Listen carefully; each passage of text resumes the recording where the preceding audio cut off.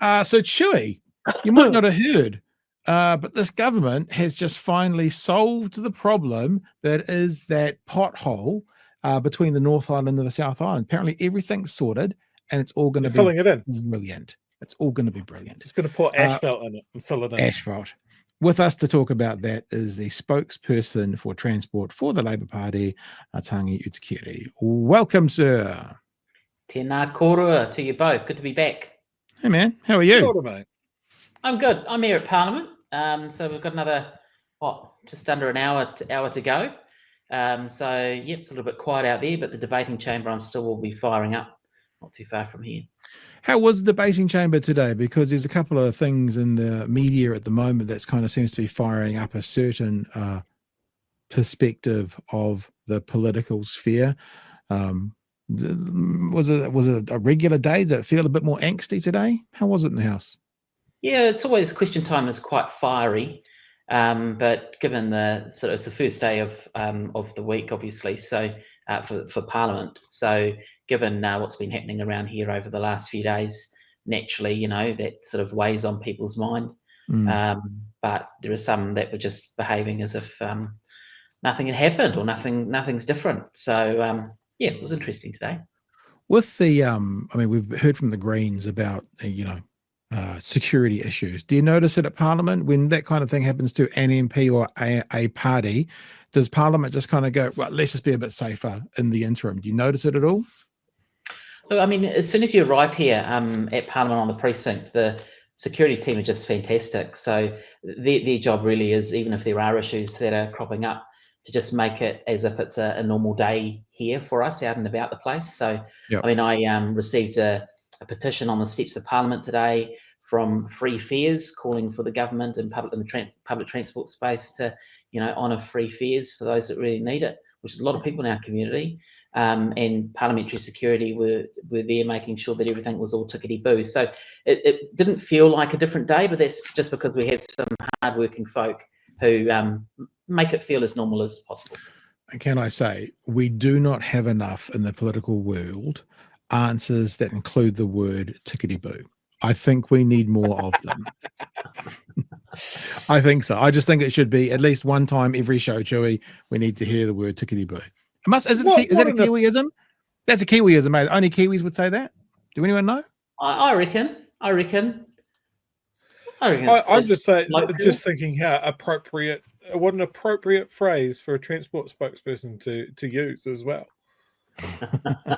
Can you give us any insights on traveling versus driving in a car, seeing you are sort of the spokesperson for transport, those sovereign citizens? Can you clarify it for us? Well, I did hear your comments, and I understand the award against that individual, as you've said, Chewie. Quite a bit of coin in that, I might say. But look, travelling, well, that gets you from A to B, doesn't it? A car is what do you call it? Kind of like a monomodal sort of approach, whereas lots of different options when you're travelling around the place. I wonder if a sovereign citizen gets on a ferry. This is my segue, Chewie. It's seamless. You watch. So smooth. It's so smooth. Smooth. I wonder what they would say they were doing then. Hey, let's have a look at the story from last night. It's the reason we've got you here, Tangi, and have a look at I thought it was kind of a non-announcement because they didn't really give any details, but the announcement yesterday by the government via Winston Peters as to what's happening with our ferries. These were to be our new Cook Strait ferries, due to start sailing here next year. But a blowout in portside costs saw this government torpedo them. Now a new promise, 2 new ferries by Christmas 2029. They will get you, your family, the caravan, the dog, and all the rest across the strait, which is what New Zealanders want to happen. The new ferries will be about 200 metres long, a bit bigger than the current Aratiri, a bit smaller than the proposed IREX ferries. Both ferries will have capacity for 1,500 passengers.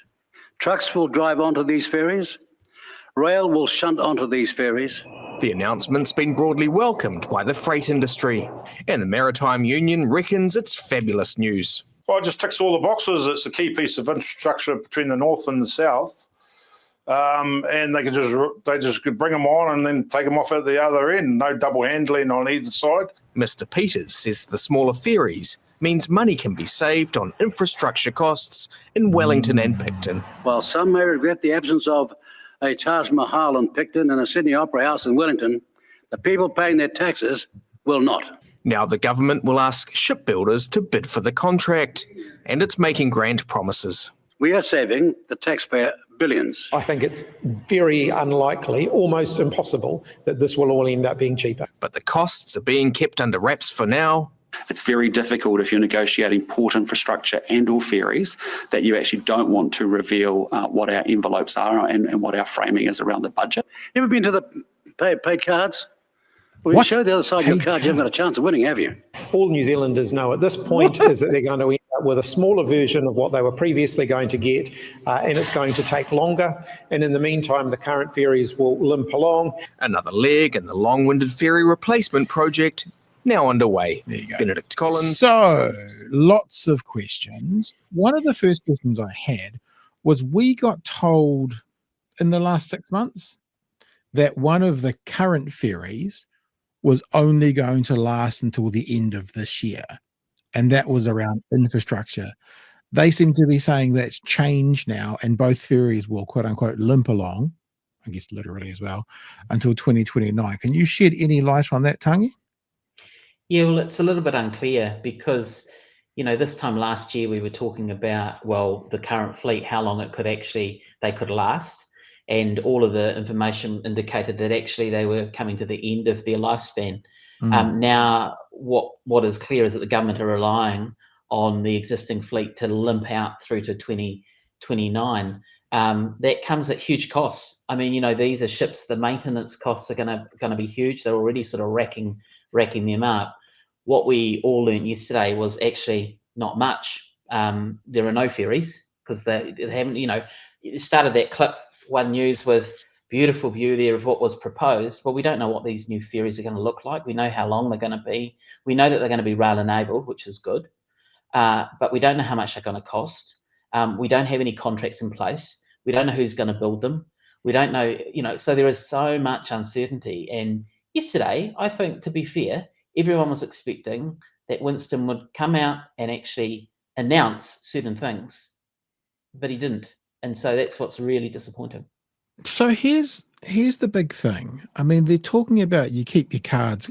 Well, Winston Peters tried to use some kind of keep the cards close to your chest reference, but he completely fucked it up. But what they're saying is, we have a budget and it's going to be cheaper. Oh, so you've already got a contract set in place? No. Oh, you've got a shipyard that's given you the timeline of end of 2029? No. So it feels disingenuous at best to me for them to be saying now we're going to save billions before they've even got a shipyard to give them a costing on the ferry that they've now announced. Now, they've announced it's rail enabled. They've announced it's about 200 meters long, which is going to cause new ports to be made or built anyway, which was 80% of the cost.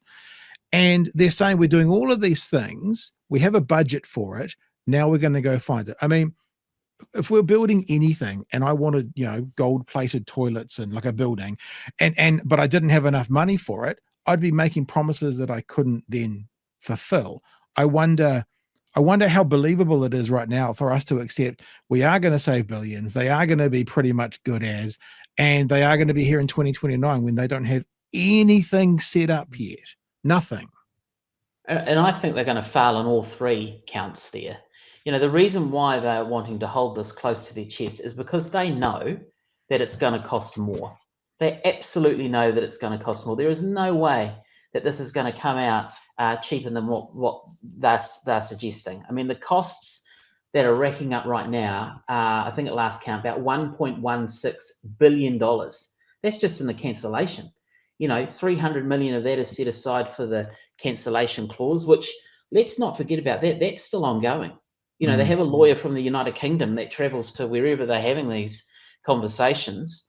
This has been 15 odd months on, and still the contract's been cancelled, but it hasn't actually been actioned. So that's going to cost more. There's no guarantee that they will be delivered, you know, to start with, he said 2029. Now he's saying Christmas. Well, he might as well say, Christmas is 1 week shy of 2030. I mean, so we just the certainty wasn't there yesterday. So here's the conspiracy theorist in me. They'll keep on using this industry sensitivity. Can't announce the numbers yet. They'll get past the next election, and then they've solved their problem of this term, which is to get in the next term, and we won't have any decisions or any money or any confirmation of money before the next election. That's what I'm guessing, Chewie. Yeah, I certainly feel like, is it self-sabotage? I don't know. It was a real mixed bag. Like you said, Tangi, I'm glad that there's a confirmation that they're going to be rail enabled. Yeah, that's a big plus. We acknowledged that was something that may not have been on the table, so it's great that it's there. But yeah, it's slightly shorter, it's slightly narrower. And Winston was banging on about 30 years worth of lifespan out of it. But if it's shorter, if it can't carry as much, then we're expecting less growth. We're locking in decisions. And then in articles today I've read frightening terms when it comes to the portside infrastructure of minimum tolerances and that sort of thing, that it's that traditional New Zealand infrastructure. Oh, we'll just half-ass it, rather than say, hey, look, it's portside infrastructure that's only going to get used more and more and more. Let's build it for that. Let's build some 50 to 100-year infrastructure. It just seems, again, short-term thinking for a short-term payoff. Yeah, you're totally right. And the other thing when it comes to the portside infrastructure, which is absolutely necessary, you've got the Minister for Rail, Winston Peters, talking about, well, we're not going to have it like the Taj Mahal and we're not going to have it like the Sydney Opera House. I mean, what's important is that these are pieces of kit that are fit for purpose, that they actually meet the need that they're designed to, that they're safe to do so. The other thing that he hasn't actually covered off, and I asked him this in Parliament last week, I asked him again in Parliament today, is who is actually going to fund the portside infrastructure? Yeah. Because the government have not been clear around that. And I asked him today, will that fall on ratepayers? And he talks about, the conversations that he's having. But we don't know how much that is going to cost. We don't know who is going to foot the bill for that. And of course, this is, a government that is quite keen to lump costs onto councils and ratepayers and as much as possible. So again, more uncertainty into the equation. It's the easiest way you can make it cheaper, right? Is just carve a chunk out of the IREX project and put it off to the side and go, look, we've saved billions. Of course, your local council is going to have to recoup that money, and they're going to recoup it by charging Kiwi Rail a fee every time a ferry comes in, which will get passed on to the customer. It's as Pat loves to say, just a shell game. Move everything around. Look, it's completely different. Yeah. I was just looking as well, the Inter-Islanders at the moment, because this is the idea that these will carry 1,500 passengers. The Kaitaki carries 1,400 passengers. So actually, when you're talking about population increase, the other ones are smaller, I believe, but the Kaitaki is about that size. And so the ships are bigger, but they carry about the same number of people. These ships are 30 years old. The population growth in those 30 years aren't being acknowledged with the new size of, or at least the new capacity of these ships compared to the Kaitaki.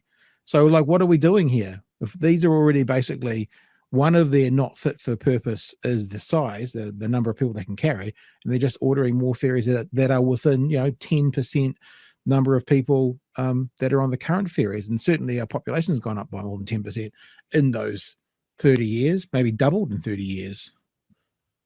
It's really interesting that, Winston Peters talks about, well, we're going to have smaller ships. And okay, you might just be slightly in that particular dynamic. But this is the minister who was involved in basically making the decision around the original ships that were part of Project IREX. I know he doesn't like that. He's been saying that today, that he doesn't like, the fact that people are saying that. But that is the reality. He was involved. He talks about the 400.1 million that, he was responsible for as state-owned enterprises minister. That whole concept was around these ships that Nicola Willis just went ahead and cancelled by text message without having any alternative in place. And okay, look, Winston's just over 3 months to get his announcement out of the way. Nicola Willis could not deliver something in 12 months.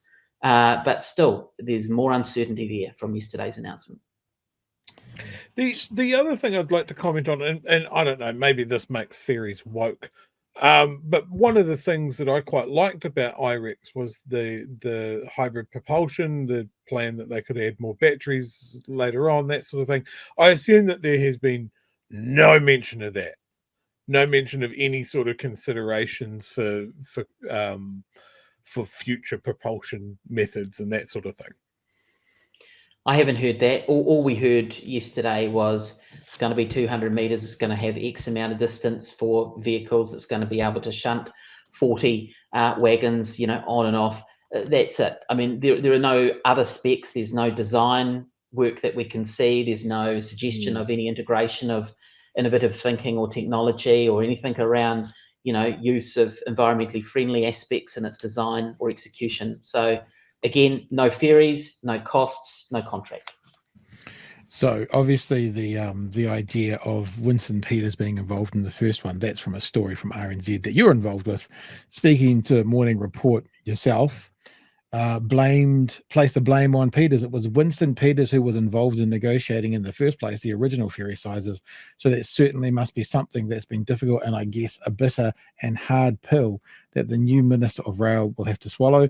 Peters called that, quote, a barefaced lie. That's the first time anyone ever said that, he told Morning Report, which doesn't speak to it being accurate or not, just because it hasn't been said before. In May of 2020, I ordered 2 ferries at 410 million to go into the mix in terms of what we were ordering. When I came back into Parliament, it was heading towards 80% being on infrastructure, 20% being on these massive ferries, and we were never going to be able to pay for it. That's the truth. But here's the other thing, right? I sometimes can step back and look at issues like, what are they trying to say? Let's say he's completely accurate and it was 80% on infrastructure and 20% on boats. If that's what's needed, then why is that a bad thing? Like, why are we going, we're not going to do this now because there's 80% on infrastructure and only 20% on boats. But like, if that's what's needed, if my secondhand car is costing me 10 grand, but it's going to cost me 40 grand to build the garage to put it in, then that's just what it is. It doesn't mean that that's wrong. He seems to be saying that spending more on infrastructure than the ferries is wrong. Whereas I don't see why that would be wrong. It could just be what it is. Do you know what I mean? Yeah, and they go hand in hand. I mean, you can't have the infrastructure and no ferries, and you can't have no ferries, or no infrastructure in the ferries. I mean, they go hand in hand, and it is seen as a package. I'm so pleased that you use the analogy of a second-hand car, because what we've got, Nicola Willis wanted a Corolla. What Winston Peters is now calling his solution is a Porsche. Yeah. I heard him say it's a Porsche. So on the one hand, he's saying we don't want Taj Mahal, we don't want Sydney Opera House, but I'm going to deliver a Porsche. Well, we're still waiting, and it's nearly 5 years out before we'll see whatever form it actually takes hit the Cook Strait. So no Ferrari, we don't need that, but a Porsche is okay. It's nonsense. I mean, we've been saying since day one, Tangi, that we'll end up getting a second-hand Corolla, and Chewie's corrected us of recent times saying, okay, so we're going to at least get a new Corolla, but we'll end up paying what the cost of the Ferrari would have been. So we're paying for what we could have bought a Ferrari for the same money, a Ferrari as acknowledged by Nicola Willis, for now what we're going to get for our brand new Corolla. And that seems like a silly financial decision to me.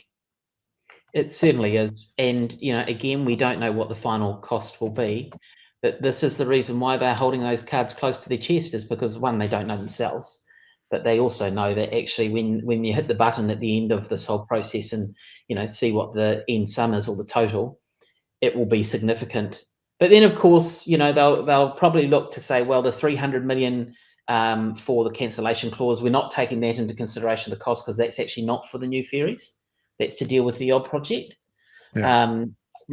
yeah, look, it's going to be rather unfortunate. If we were to place a wee wager here, Tangi, what would the odds be on the end price for this government, including break fees, including sunken costs for the last lot?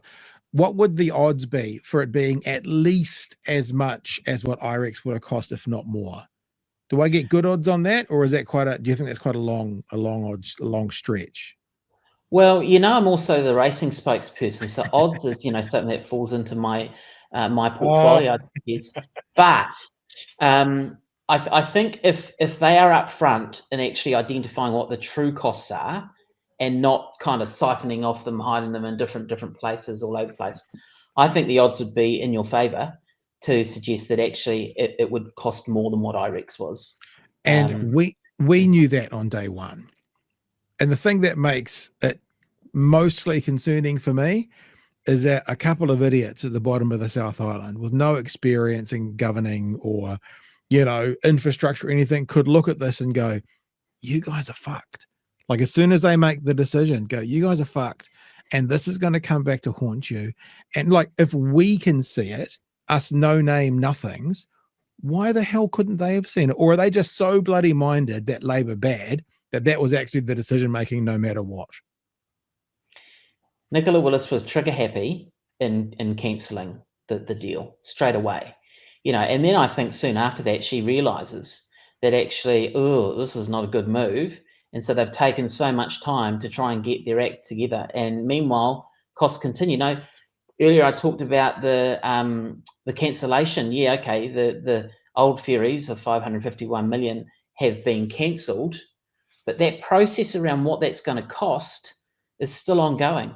I mean, we're beyond a year, 15 months or thereabouts past that decision being taken, and there are still people either in a room or online meeting, whatever they're doing, trying to figure out what's a fair price, for South Korea to basically mitigate the actions of the New Zealand government.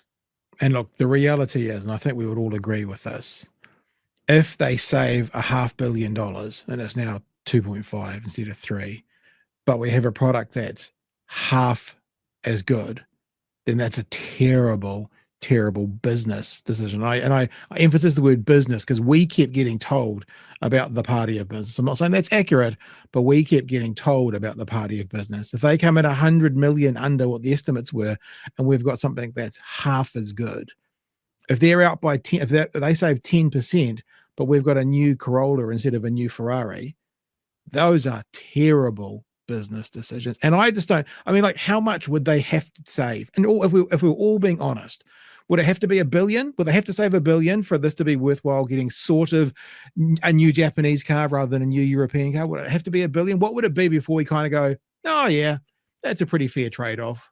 What do you think? I think that'd be a little bit more than $1 billion.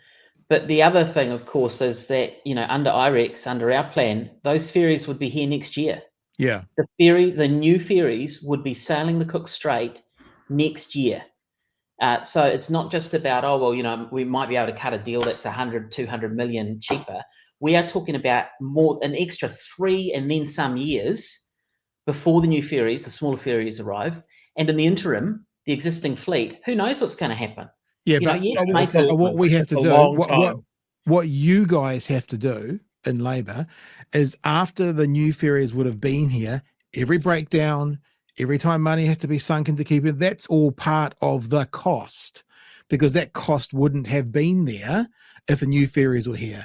So hopefully, and I'm sure you guys are, but you guys are onto it. Every time a ship goes out and we lose productivity, we have a bill to repair it, that should all be added on to the cost, because if they hadn't cancelled those ferries, that cost wouldn't be there. That's fair, don't you think, Chewie?